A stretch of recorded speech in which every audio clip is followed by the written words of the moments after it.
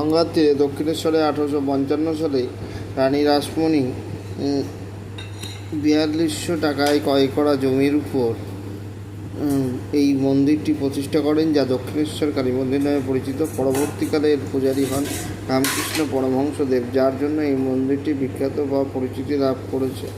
এখানে মা কালীর একটি কষ্টি পাথরের মূর্তি পূজিত রূপে বর্তমানে আছেন। দাইহাটের বিখ্যাত ভাস্কর নবীন ভাস্কর এই মূর্তিটি তৈরি করেন। এছাড়াও এর আগে দুটি কালী মূর্তি তৈরি করা হয়েছিল, যা কলকাতার অন্যত্র প্রতিষ্ঠিত আছে। 1855 সালে এই মন্দিরটি প্রতিষ্ঠিত হয়। মন্দিরটি প্রতিষ্ঠা হওয়ার পূর্বে অনেক ধর্মীয় বাধা এসেছিল। পরবর্তীকালে রানী রাসমণির পরিবারের গুরুদেবের নামে এই মন্দিরটি প্রতিষ্ঠা করা হয়।